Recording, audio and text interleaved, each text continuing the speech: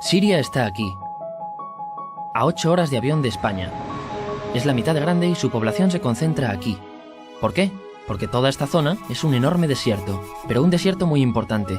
Tiene 1/3 de las reservas de petróleo del mundo y también de gas natural. Según algunos, el nuevo petróleo.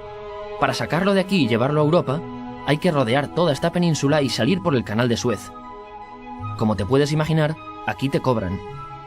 Pero hay otra manera más fácil, la línea recta.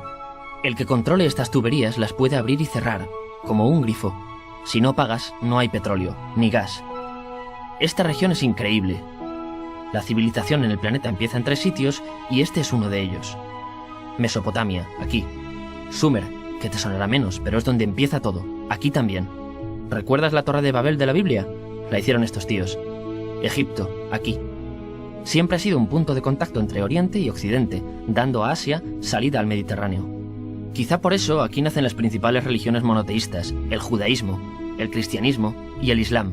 El islam es el último que llega y de hecho acoge a las 2 anteriores. Adán, Noé, Moisés, Jesucristo son considerados profetas islámicos. Bueno, al grano. Como la zona es brutal, todos han querido controlarla y siempre ha estado dentro de algún imperio. Los persas, los griegos, los romanos. El imperio romano termina partiéndose en 2 y finalmente solo sobrevive esto. Ahora es cuando la última religión monoteísta, el Islam, construye su propio imperio. ¿Te acuerdas de las cruzadas? Bueno, pues son los europeos cristianos intentando recuperar esta zona de la que estamos hablando. Los últimos en llegar son los turcos, que ojo, no vienen de Turquía, sino de muy lejos en Asia, junto con Gengis Khan. Lo conquistan todo y fundan el Imperio Otomano. El Imperio Otomano se queda ahí hasta la Primera Guerra Mundial. 600 años. Cuando acaba la Primera Guerra Mundial, aparecen pequeños países donde antes estaba el Imperio Otomano. Y por primera vez vemos a Siria en un mapa. Hasta ahora la habíamos dibujado para no perdernos. ¿Y quién se inventa estos países? Bueno, lo que te voy a contar es alto secreto. O lo era en 1916. Este súper secreto se llama Acuerdo de Sykes-Picot. Los franceses y los ingleses no podían derrotar solos al Imperio Otomano. Solo podían si les apoyaba la gente que vivía dentro. En su mayoría árabes. ¿Cómo se los ganaron? Pues les prometieron la Gran Arabia, un país solo para ellos. El único problema es que era un timo. Antes de seguir, recuerda una cosa. Los árabes son un pueblo, pero no una religión. O sea, un árabe puede ser musulmán, puede ser cristiano, y antes del Islam parece que hubo tribus árabes con tradiciones judías. Bueno, pues a los árabes no les dieron ese único país que les habían prometido. En su lugar, franceses y británicos crearon muchos países pequeños. Estos países, obviamente, no eran países de verdad, sino zonas bajo su control, con gobernantes puestos por ellos. Durante este tiempo hacen lo que quieren con la zona. Recuerda que hay petróleo. Siria, aunque no tiene grandes reservas, tiene fácil salida al mar. Y Francia, que es la que se ha quedado con Siria, se lo da a compañías extranjeras. Después de la Segunda Guerra Mundial, los europeos se van. En el caso de Siria, son echados a patadas. Pero antes de irse, crean otro estado, Israel. No es el momento de hablar de ello, pero es un estado muy polémico que sus vecinos no reconocen. La prueba es que nada más irse los británicos, todos estos estados lo atacan. La zona, a partir de ahora, va a ser una bomba de relojería. Y mientras, ¿qué pasa en Siria? Bueno, pues no es muy estable. Tiene golpes de estado constantes. En esa época, aparece en Siria una ideología que se hace con el control y se expande por el mundo árabe, el Ba'ath. Esta ideología mezcla el antiguo sueño de una sola nación árabe con ideas socialistas. Y algo muy importante, es laica, o sea que no es religiosa. Siria se llega a unir con Egipto, un país con el que no tiene frontera. Pero no es algo raro, muchos de estos países intentan hacerlo también. Como recordarás, a esta gente se le había prometido un solo país y las ganas las seguían teniendo. Pero la unión falla.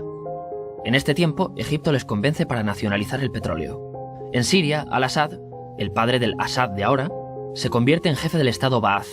En Irak, también Ba'ath, comienza a ganar fuerza Saddam Hussein. Las diferencias entre ambos países dividen a los partidos Ba'ath de otros países en pro-Siria o pro-Irak. Ahora ocurre la Guerra Fría. El mundo se divide en 2.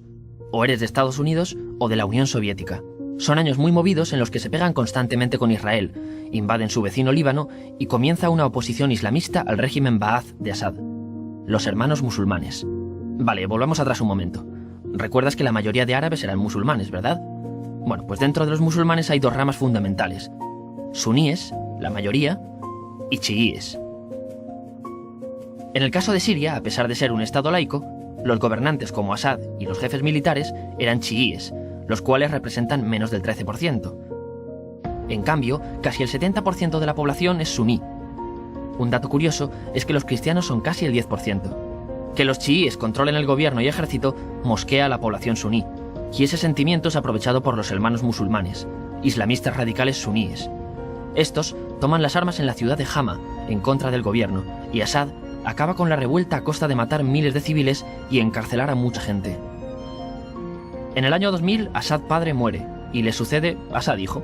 Ante las presiones, libera a muchos presos, trae internet y esperanzas de cambio. Hay un periodo de gran debate político y aparece la oposición. También vuelven los hermanos musulmanes. Los siguientes años son difíciles. Arrestan a la oposición. Y Bush incluye Siria en el eje del mal, y esto la aísla. Está mal visto negociar con Siria. Los kurdos, un pueblo que vive repartido por varios países de la zona, comienzan a protestar también. Hay represión y muertos. En 2011, te sonará esto, ocurre la Primavera Árabe. ¿Qué es esto? Bueno, es una protesta que se va propagando por todos los países árabes pidiendo más democracia. Como ves, el mundo árabe, a pesar de estar dividido en países, tiene tendencias generales. Cuando llega a Siria, Assad hijo termina usando el ejército y en los enfrentamientos mueren unas 1000 personas. Los enfrentamientos irán escalando hasta que se conviertan en guerra civil. No hay un momento exacto de inicio. Lo importante es que hoy en día hay numerosas facciones en juego. Vamos a verlas. Pero primero piensa en que todo está dividido entre chiíes, la minoría, y suníes, la mayoría. Chiíes, y además laicos, o sea, no religiosos, son el gobierno de Al-Assad. Controla todo esto, que si recuerdas son básicamente las zonas chiíes del país, y está enfrentado al resto.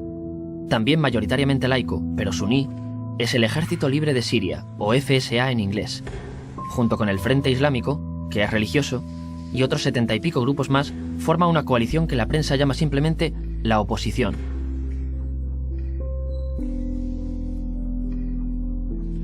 También suníes e islamistas, pero radicales, son Al-Nusra, llamados Al-Qaeda en Siria porque son básicamente eso, Al-Qaeda en Siria.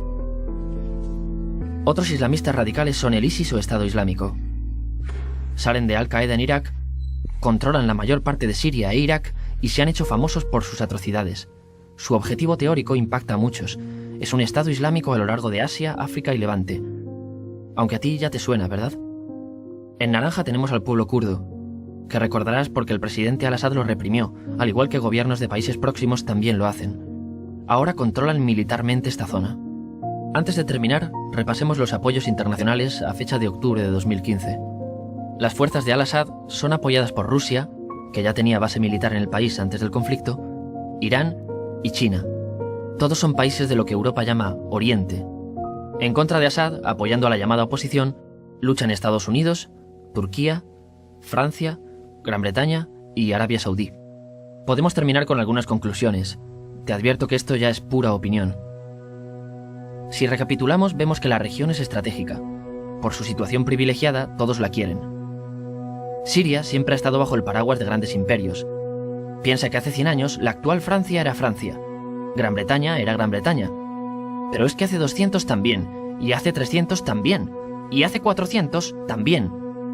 En cambio, Siria solo es Siria desde hace menos de 100 años, y solo se gobierna a sí misma desde hace poco más de 50. Además, jamás decidieron sus fronteras, se las impusieron. Europa dividió Oriente Medio a su antojo para controlarlo, diseñando países sin tener en cuenta su población. Muchos historiadores dicen que todo pueblo tiene la necesidad de manejar su propio destino, pero estos ingredientes que hemos visto juegan en contra de proyectos como la Siria Ba'ath, que encima usa la represión para mantenerse. En última instancia, lo que producen es una guerra civil. En este contexto no es extraño que aparezcan actores que se alimenten de la desesperación, el sentimiento suní de opresión y la visión de Occidente como invasor. ISIS usa la identidad árabe y la mitología de antiguos imperios. Cuando quieras entender el presente, pregúntate, ¿y el pasado?